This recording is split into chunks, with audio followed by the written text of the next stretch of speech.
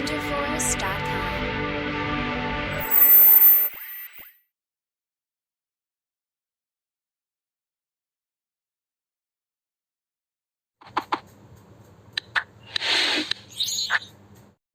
Hi students, welcome to wiz chem Telugu YouTube channel. So already మనకు BSc nursing Telangana Kaloji Narayana university నుంచి BSc nursing post basic, తర్వాత 4 years course BPT BSc ఎంఎల్టీకి first phase కౌన్సిలింగ్కి అయిపోయింది. Seat allotment అయితే జరిగింది. So 23rd February రోజు 4 గంటల లోపు ప్రతి ఒక్కరూ రిపోర్ట్ చేయాల్సిందే.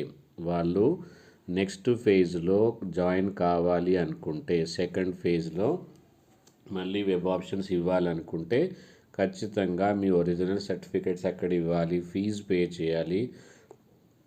వాళ్ళు మాత్రమే మన సెకండ్ ఫేజ్కి అయితే ఎలిజిబుల్ అవుతారు. మరి ఆల్రెడీ అక్కడ సర్టిఫికేట్స్ ఫీజు ఇస్తే ఎలా అని అంటున్నారు. సో సెకండ్ ఫేజ్లో మీకు ఏ కాలేజ్ ఫైనల్ అవుతుందో అదే కాలేజ్ ఫైనల్. దానికి ట్రాన్స్ఫర్ చేయడము, మీ ద్వారానే మళ్ళీ మీకు రిటర్న్ ఇచ్చేయడము జరుగుతుంది అని గవర్నమెంట్ రూల్స్ అయితే చెప్తున్నాయి.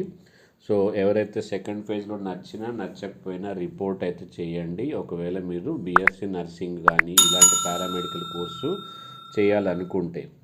ఎందుకంటే ఈ విషయం తెలియక చాలామంది నాకు ఇది నచ్చలేదు, సెకండ్ ఫేజ్లో మంచి కాలేజ్ కోసం వెయిట్ చేస్తాను అనుకుంటున్నారు. సెకండ్ ఫేజ్లో మీకు ఛాన్సే ఉండదు వెబ్ ఆప్షన్స్ ఇవ్వడానికి. ఎవరికైతే సీట్ అసలే రాలేదో వాళ్ళకి ఖచ్చితంగా ఛాన్స్ ఉంటుంది.